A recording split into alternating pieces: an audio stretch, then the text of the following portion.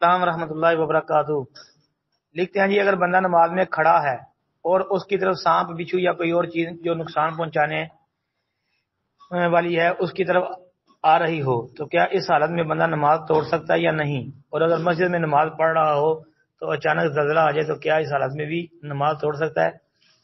بھائی نماز کی حالت میں اگر سامنے سانپ آ جائے یا بچھو آ جائے تو اس کو مار سکتا ہے نماز کی حالت میں۔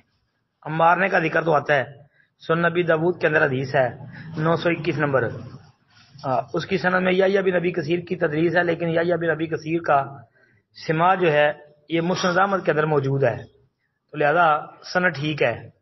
سانپ بچھو اگر نماز کے اندر سامنے آ جائے تو اس کو مارا جا سکتا ہے۔ باقی کہ نماز توڑنے کا ذکر خاص تو کسی حدیث میں نہیں آتا، تو ظاہر بات ہے جب اس کو مارے گا تو نماز تو اس کی ختم ہوگی نا۔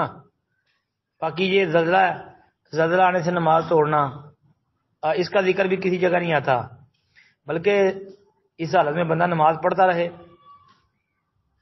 پڑھنی چاہیے اس کو۔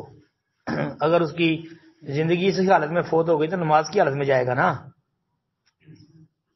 وعلیکم السلام ورحمۃ اللہ وبرکاتہ۔ یہ لکھتے ہیں جی کہ سانپ بچھو یا کوئی اور چیز جو نقصان پہنچاتی ہے اگر وہ مسجد میں داخل ہو جائے تو کیا اسے مسجد میں مار سکتے ہیں یا نہیں؟ مار سکتے ہیں جی، مار دیں آپ۔ السلام علیکم۔